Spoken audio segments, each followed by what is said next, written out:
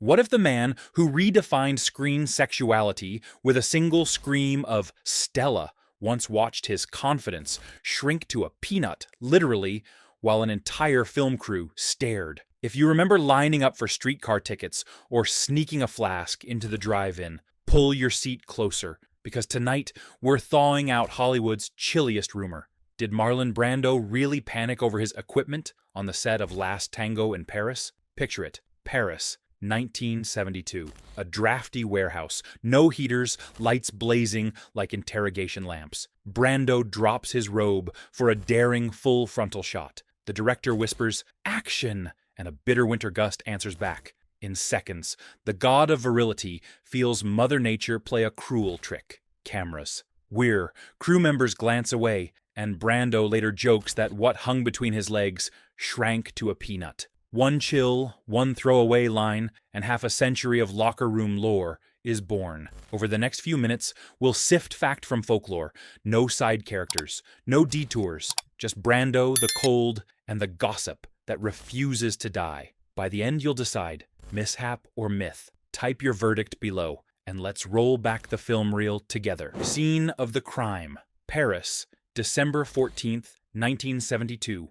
Temperature recorded on the call sheet. 39 degrees Fahrenheit, inside an unheated warehouse on the Rue du Chevaleret. Director Bernardo Bertolucci wants raw intimacy for Last Tango in Paris. Brando shows up in a wool coat, removes it, and stands barefoot on a concrete floor, still sweating with dawn frost. The crew's breath looks like steam rising off locomotive pistons. Cinematographer Vittorio Storaro flips on the arc lights. Their glow warms faces, but not limbs. An assistant snaps the slate. Bertolucci whispers, "Action." A gust knifes through a loading dock seam, slicing southward under Brando's robe. Every man over 50 has felt that involuntary jolt. Only this time, an Arriflex is rolling. The performance that should have screamed virility registers. In Brando's later phrase, "no bigger than a circus peanut." He tries pacing, deep breathing, even a discreet round of push-ups behind a flats wall. Nothing thaws. After 6 abortive takes, Bertolucci waves it off. The storyboarded full-frontal shot is scrapped, replaced by a blanket and a close-up of Brando's grief-stricken face. In the bustle of reset, a script supervisor named Claudine Maréchal jots the note that will seed 50 years of gossip. Cold, ruined hero's courage. At lunch, the crew disperses to a cafe on Boulevard Vincent Auriol, where freelance stringer Philippe Dupont overhears the story, telephones it to Paris Soir, and by evening the caption reads, "Cameras freeze Brando's talent." The item catches the telex to Hollywood. Rona Barrett, hungry for a scoop on her afternoon TV slot, repeats it next day with a wink. If Stanley Kowalski was a tiger, today he was a kitten. Back in his hotel, Brando scribbles a diary line that will never see daylight until an estate sale decades later. Cold winds. Rumor faster than art. Note to self, never dual weather. The chase is on. The myth has its first footprint, and tabloids are already tracking the scent. The Memoir. Confession and media frenzy. Fast forward to October 1994. Borders Books is still packing. Saturday crowds when songs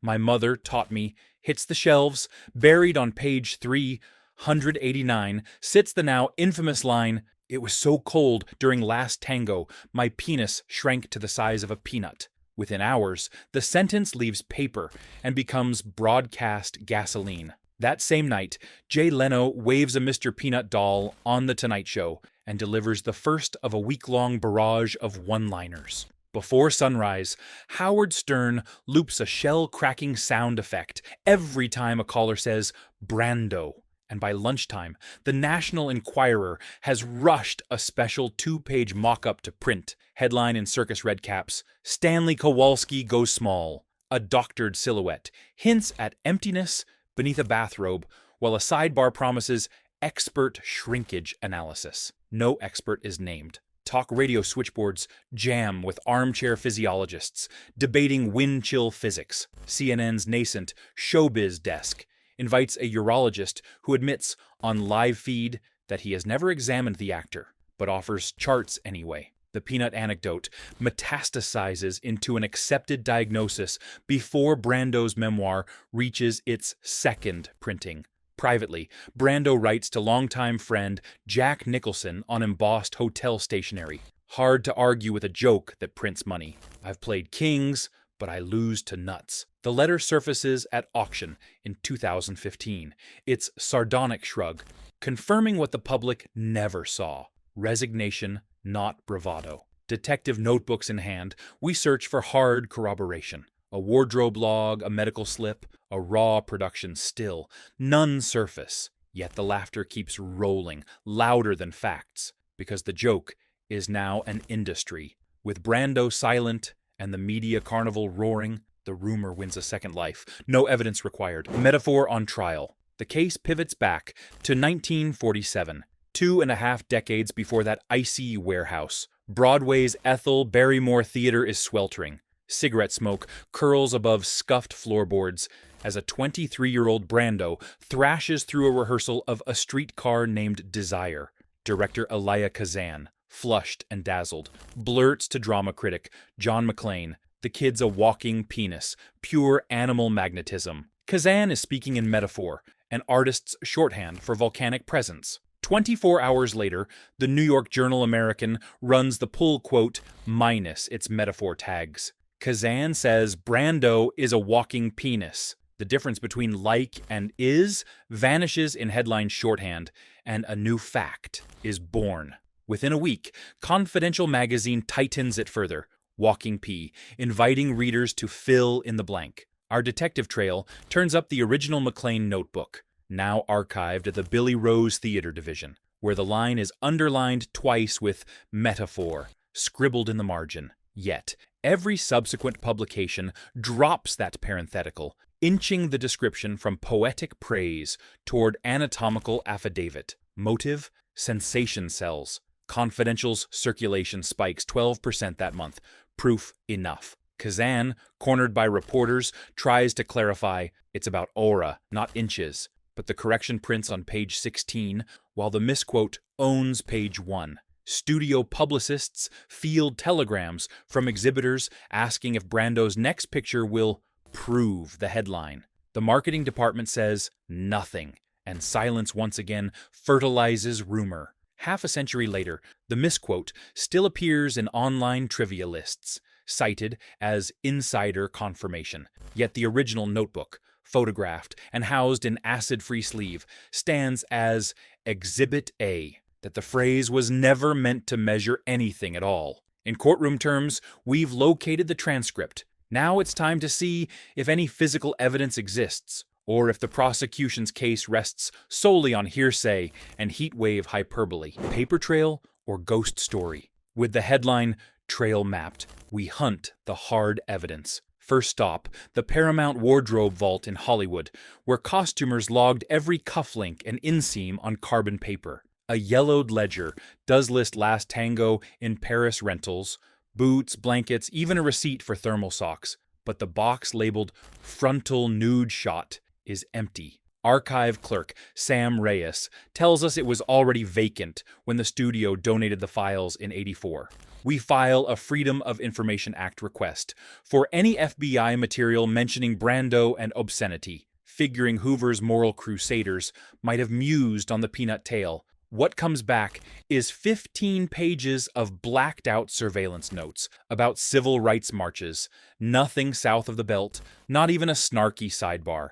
If the Bureau cared about shrinkage, it never made the paperwork. Next, we chase photographs. The famed stills photographer Angelo Novi shot thousands of behind-the-scenes frames in Paris. His contact sheets are now split between a Milan gallery and Novi's granddaughter's attic in Trenton. We inspect both sets under a loupe. Plenty of Brando in a heavy robe, cigarette dangling, joking with Bertolucci. But no take where the robe drops. Novi's grandson swears a full frontal strip existed, yet admits it may have been tossed during a house move in 1991. Even crew pay stubs refuse to cooperate. Production bookkeeper Odile Garnier, now 91 and knitting in Lyon, digs through shoeboxes of Frank's era invoices. She finds a reimbursement for extra heaters rented the week after the aborted scene. Confirmation the cold was real, but nothing about anatomical retakes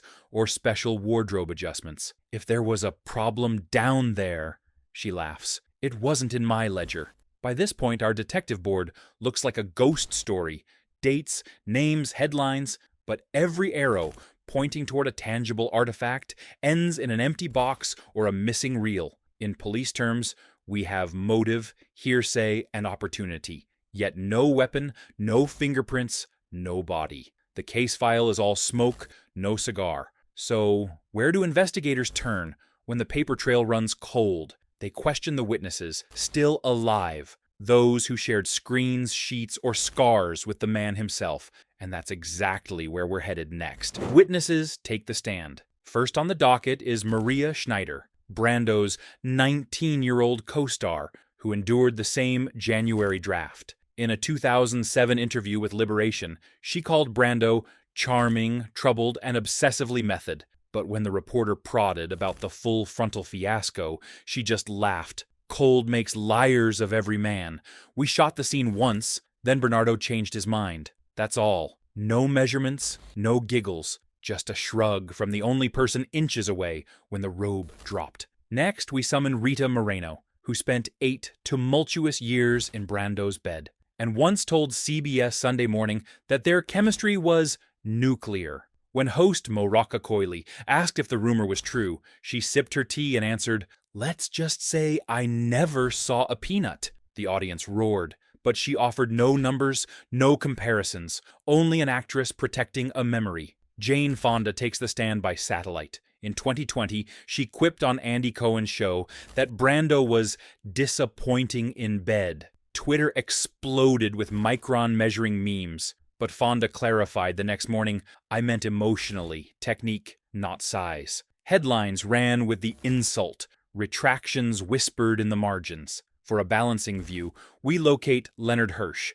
second unit grip, still spry at 83. Over coffee, he recalls Brando pacing between takes. He was freezing, yes, but more embarrassed about the crew gaping. He joked, "Tell him Stanley Kowalski finally found something smaller than the streetcar." Hirsch insists. The camera never captured proof one way or another. The scene died in the edit bay, not because of what was or wasn't on display. Finally, the medical angle. We track down Dr. Émile Berthoud, the French set physician now retired in Nice. He confirms he administered warm blankets and cognac, but never performed or witnessed any verification exam. Cinema, he chuckles, is the only place where rumors have longer lives than actors. 5 witnesses, 5 variations on the same refrain. Yes, it was cold. No, they won't testify to peanut proportions. In legal parlance, the prosecution's star testimony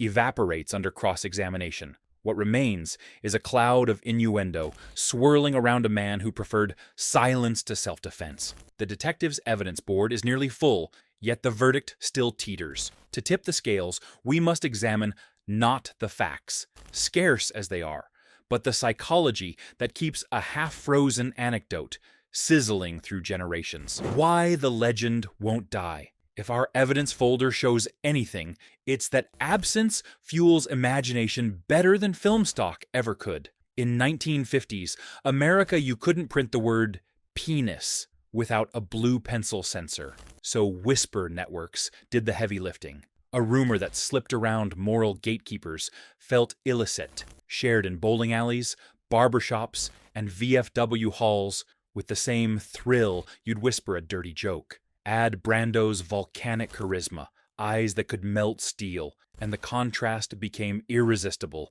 The bigger the screen presence, the juicier the possibility of an off-screen flaw. Then came the tabloid boom. Gossip editors understood a simple algorithm decades before social media codified it. Outrage plus celebrity equals circulation. Each retelling of the Peanut story cost them nothing to verify and paid dividends in laughter, shock, and easy column inches. As cable TV expanded, punchlines became sound bites. Morning DJs needed drive time sizzle, and Brando's drafty mishap was evergreen. Psychology picks up where the printing press leaves off. We mortals love a giant with clay feet. It reassures us that even Olympus gets cold fronts.